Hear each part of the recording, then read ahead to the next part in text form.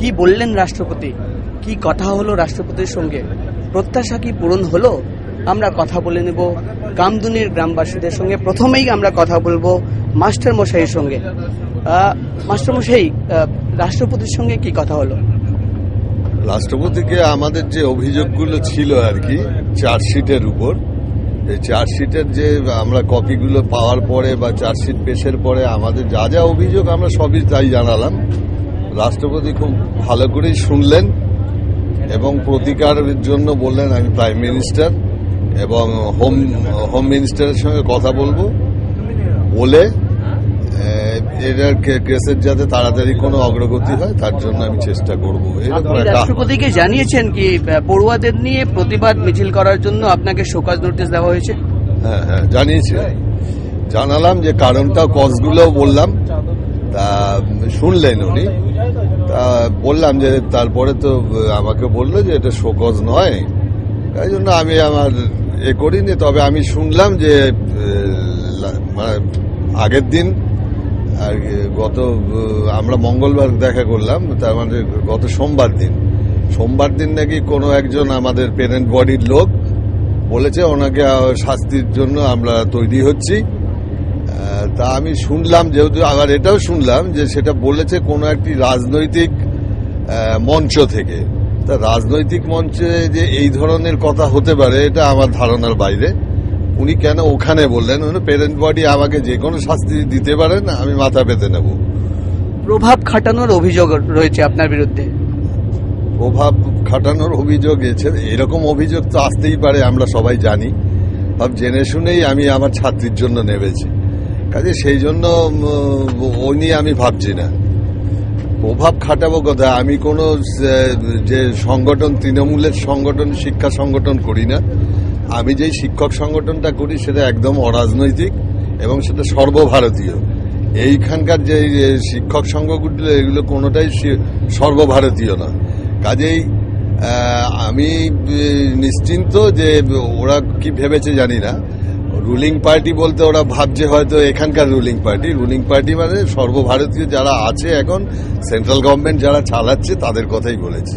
আপনি শেষ দুটো প্রশ্ন। একটা, আপনি দিল্লিতে ছিলেন, এইখান থেকে হুমকি দেওয়া হলো কি আপনি প্রভাব খাটাচ্ছেন, আপনার বিরুদ্ধে অ্যাকশন নেওয়া হবে। দ্বিতীয় আমার শেষ প্রশ্ন থাকবে কি যদি অ্যাকশন নেওয়া হয় কি করবেন আপনি? না, অ্যাকশন যা নেবেন তা ওনারা নেবেন, তারপরে আমি ভাববো আমার দিক থেকে আমি কি করব। কারণ অ্যাকশন নিয়েছিলেন এবং বাধ্য করিয়েছি যে এগুলো হয়নি। কারণ এইরকম অ্যাকশন নিলে আবার এরকমই ভুল করবেন। একটা ভুল তো তাতে ধরিয়েই দিয়েছি আমি, যে 13 তারিখ মিছিল হলে ওনার কি ইনভেস্টিগেশন করলো 12 তারিখ, বললেন 12 তারিখ আমি মিছিল করেছি, আবার সেই রকমই ভুল হবে আর একটা। এবার কিন্তু আমার পেছনে খালি পশ্চিমবঙ্গের শিক্ষক সংগঠন এবং পশ্চিমবঙ্গবাসীরা ছিল, এইবার কিন্তু আমার পেছনে রাষ্ট্রপতি থেকে শুরু করে একদম পুরো ভারতবাসী নেমে পড়বে, এইটুকু আমি জানি। মাস্টার মশাই পরিষ্কারভাবে জানিয়ে দিলেন কি শুধু পশ্চিমবঙ্গ নয়, ভারতবাসী আমার সঙ্গে রয়েছে, রাষ্ট্রপতি আমার সঙ্গে রয়েছেন। আমরা কথা বলে নেব আরও বেশ কয়েকজনের সঙ্গে। এখানে বসে রয়েছে মৌসুমি কয়াল। মৌসুমি, তোমার সঙ্গে কথা বলবো। রাষ্ট্রপতির সঙ্গে দেখা করে কি বললে? রাষ্ট্রপতির সঙ্গে প্রথমে দেখা করলাম, গিয়ে ওনার পায়ে মাথা ঠেকে প্রণাম করলাম, উনিও আশীর্বাদ করলেন। প্লাস ওনাকে আমাদের যা মানে সুবিচারের কথা জানালাম, আমাদের নিরাপত্তার কথা জানালাম। উনি বললেন আমাদের পাশে আছে, বা উনি মানে সমস্ত আইন শৃঙ্খলা মেনে মানে আমাদের যে দাবিগুলো সেগুলো পূরণ করার চেষ্টা করবে। সর্বপ্রথম উনি আমাদের পাশে আছে এবং আমাদের সাহসও বেড়েছে। সিবিআই তদন্ত আর দোষীদের ফাঁসি দেওয়ার দাবি নিয়ে গেছিলে, 11 দফা দাবি ছিল তোমাদের, তো রাষ্ট্রপতি এই দাবিগুলো শুনে কি বললেন? উনি খুব শান্তভাবে বসে আমাদের কথা শুনেছেন এবং পুরো কাহিনীটা আমাদের মাস্টারমশাই বা আমাদেরকে যে নিয়ে গিয়েছিলেন তারা সমস্ত কাহিনীটাই বলেছেন যে কি হয়েছে না হয়েছে। উনি শুনে প্রথমে বললেন খুব খুব খারাপ, মানে যা ঘটেছে সে মানে মুখে বলা যাবে না। উনি খুব দুঃখ প্রকাশও বললেন সান্ত্বনা দেওয়ার মতো মুখের ভাষা আমার নেই। এবং উনি এই জানালেন যে সমস্ত আইন শৃঙ্খলা মেনে আমরা চেষ্টা করব তোমাদের দাবি দাবা পূরণ করার জন্য। এই কথাই আর কি। ওনার মানে কথার এতেই বোঝা গেল যে উনি আমাদের পাশে আছেন এবং আমরা মানে পিছনে একটা গার্ডেন আছে, উনি আমাদের সাথে গেলেন, সেখানে আমাদের সাথে ছবি তুললেন, আমাদের প্রণাম করার, ওনাকে টাচ করার মতো মানে কেউই টাচ করতে পারে না, কিন্তু আমাদের কামদুনিবাসীকে টাচ করারও অনুমতি দিয়েছেন। আমরা সবাই ওনাকে প্রণাম করেছি এবং আমাদেরকে এই কথাও বললেন যে আপনারা কিছু খেয়ে যান, আমাদের এখান থেকে একটু জল গ্রহণ করে যান। তারপর আমাদেরকে বসার মানে এ করে দিলেন এবং এই কথাও বললেন, আমরা খুব কান্নাকাটি করছিলাম, আমাদের কান্নাকাটি দেখে বললেন যে আপনাদের নির্দেশ দিতাম এই সমস্ত রাষ্ট্রপতি ভবনটা ঘুরে দেখার জন্য, কিন্তু আপনাদের মনের অবস্থা যা, ঘোরার মতো পরিস্থিতি আপনাদের নেই। তা আমরা সত্যি ঘুরতেও পারতাম না, আমাদের মনের পরিস্থিতি খুবই খারাপ ছিল। এইগুলোই মানে উনি বললেন। 11 দফা দাবি নিয়ে একটি স্মারকলিপি তোমরা জমা দিয়েছো রাষ্ট্রপতির কাছে। সেই স্মারকলিপির 3 নম্বর পয়েন্টে একটি দাবি ছিল কি তোমাদের যে মাওবাদী তকমা দেওয়া হয়েছে সেই তকমা ফেরত নেওয়া হোক, মুখ্যমন্ত্রী যে তকমা দিয়েছেন সেই ব্যাপারে কি বললেন তিনি? উনি বললেন যে সমস্ত আইন শৃঙ্খলা মেনে তারপরে হচ্ছে স্বরাষ্ট্রমন্ত্রী এবং মুখ্যমন্ত্রী এনাদের সাথে মানে বৈঠকে বসে উনি নির্দেশ দেবেন, এই কথা বললেন।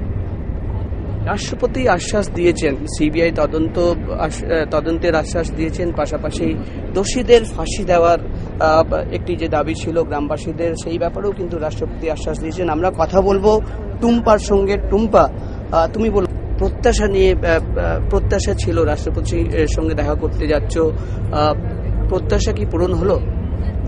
প্রত্যাশা পূরণ আমরা তো আশা করে আছি যে পূরণ হবে, কারণ হচ্ছে রাষ্ট্রপতি আমাদের আশ্বাস দিয়েছে যে আমাদের যে দাবি দাবাগুলো আমরা করতে গেছিলাম বা করেছি সেইগুলো আমাদের আর কি আশ্বাস দিয়েছে যে উনি পূরণ করবেন। তুমি 11 দফা দাবি তোমরা নিয়ে গেছিলে, সেই সব দাবি শুনে তিনি কি বললেন? না, আমরা যে দাবিগুলো নিয়ে গেছিলাম সেই দাবিগুলো উনি সব শুনলেন, শুনে আর কি আশ্বাস দিয়েছেন যে ওনারা সব একসঙ্গে অ্যাডজাস্ট হয়ে কথাবার্তা বলে আমাদেরকে আর কি জানাবে। আর উনি আমরা যা বুঝলাম যে উনি আমাদের পাশে আছে।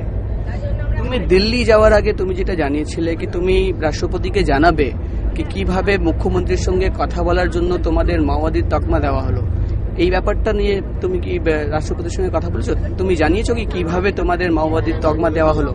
না, আমি জানাতে পারিনি, কিন্তু হাতে না খুব টাইমটা কম ছিল তো ওর জন্য আমি জানাতে পারিনি, কিন্তু স্যার সব জানিয়েছে যে আমাদের মাওবাদী তকমাটা দেওয়া হয়েছিল, সিপিএম এর কথা বলা হয়েছিল, এগুলো স্যার আর কি সব জানিয়েছে। তা উনি আর কি কথা বলে আর কি সব কথা শুনলেন মন দিয়ে, শোনার পরে উনি আর কি বললেন যে একসঙ্গে কথা বলে তারপরে আমাদের একটা সিদ্ধান্ত নেবে। রাষ্ট্রপতি সব কথাই শুনেছেন, প্রত্যেকটি দাবিতে আশ্বাস দিয়েছেন। তিনি স্বরাষ্ট্রমন্ত্রীর সঙ্গে কথা বলবেন, তিনি প্রধানমন্ত্রীর সঙ্গে কথা বলবেন। আমরা কথা বলবো টুম্পার মায়ের সঙ্গে। আপনি কলকাতা থেকে যাওয়ার আগে আপনি যেটা বলেছিলেন কি রাষ্ট্রপতিকে গিয়ে জানাবেন কিভাবে আপনার মেয়েকে মাওবাদী তকমা দেওয়া হলো, এই ব্যাপারে আপনি জানিয়েছেন? লিখিত করে জমা দেওয়া হয়েছে, আর ওই আমাদের মাস্টারমশাই গেছিল, উনি আর কি সব কথা জানিয়েছে। তা জানালি রাষ্ট্রপতি উত্তর দিল লাস্টে। উনি তো কারোর সাথে কথা বলে না, তবুও আমাদের কামদুনিবাসীর জন্য উনি কথা বললো ঠিক আছে। ওনার আবার একটা কারোর সঙ্গে হাত আছে, তাদের ডেকে একটা আলোচনা করে বললো ও বলেছে কি হয়েছে, ও কিছু হবে না। প্রত্যাশা কি পূরণ হয়েছে? হ্যাঁ, পূরণ তো হয়েছে, তবুও আশায় রয়েছি এইবারে রাষ্ট্রপতির মুখ পানে চেয়ে আশায় রয়েছি। ওনারা একটা সুবিচারের পথ বার করবে, সেটা ওনারা চিন্তা ভাবনা করে একটা সুবিচারের পথ বার করবে, সেই খবরটা কবে দেবে এই আশাটা পানে তাকিয়ে রয়েছি। আর আমার মেয়ের নিয়ে যে আমি গেছি, আমার মেয়ের শ্বশুরবাড়ির লোকও কত চিন্তা ভাবনা করছে। এইবারে আমার মেয়েটা তো আর আমার কাছে নেই, এখন আমার মেয়েটা এখন শ্বশুরবাড়ি দিয়েছি, ওর শাশুড়ি আছে, শ্বশুর আছে, আমার জামাই আছে, তারাও চিন্তা ভাবনা রয়েছে। তাই ওটা কামদুনি গ্রাম, প্রত্যাশা ছিল, প্রত্যাশা পূরণ হয়েছে এই কথাই জানাচ্ছেন। আমরা কথা বলবো মৃতা ছাত্রীর দাদার সঙ্গে। তুমি বলো, 1500 কিলোমিটার দূর তুমি রাষ্ট্রপতির সঙ্গে দেখা করতে গেছিলে, বারবার তোমরা প্রতিবাদ জানিয়েছো কলকাতায় সিবিআই তদন্ত চাই, দোষীদের ফাঁসি দিতে হবে, এইসব দাবি নিয়ে তোমরা গিয়েছিলে। রাষ্ট্রপতির সঙ্গে দেখা করে ফিরছো, প্রত্যাশা কি পূরণ হলো? কি বললেন রাষ্ট্রপতি? আমরা সমস্ত কিছুই আমাদের পরিবার থেকে যে 3টে দাবি ছিল, এক হচ্ছে সিবিআই তদন্ত, 2 হচ্ছে দ্রুত বিচার এবং 3 নম্বর হচ্ছে ফাঁসি। এখন রাজনীতি মহল থেকে বিভিন্ন মহলে বিভিন্ন আলোচনা চলছে যে কখনো রাজনীতির তকমা দেওয়া হচ্ছে, কখনো অন্যরকম মাস্টারকে শোকজ করা হচ্ছে, বিভিন্ন মহল থেকে চাপ দিচ্ছে। কিন্তু চাপে আমাদের এই আন্দোলন শেষ হয়ে থাকবে না।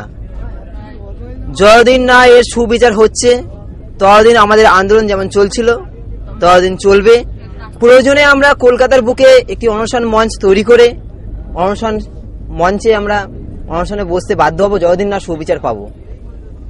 তোমাদের একটা দাবি ছিল কি যারাই দোষী বা দুষ্কৃতীরা তারা যেন জেল থেকে বেরিয়ে প্রতিশোধ না নিতে পারে, এই ব্যাপারে কি বললেন রাষ্ট্রপতি?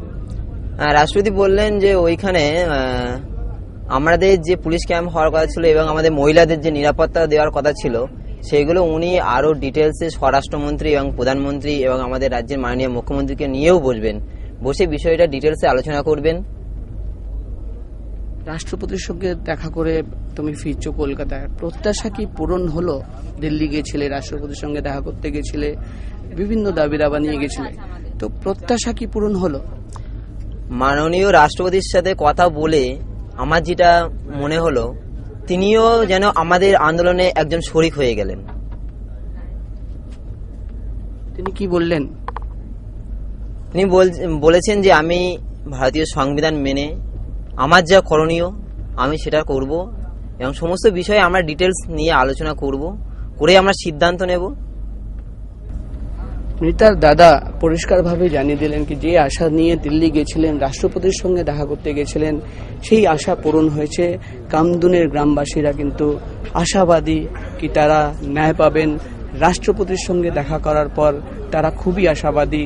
তারা এখনো বলছেন যে প্রত্যাশা নিয়ে গিয়েছিলেন বা যে আশা নিয়ে গেছিলেন সেই আশা কিন্তু পূরণ হয়েছে। ক্যামেরায় রোজারিওর সঙ্গে প্রকাশ সিংহ, এবিপি আনন্দ, রাজধানী এক্সপ্রেস।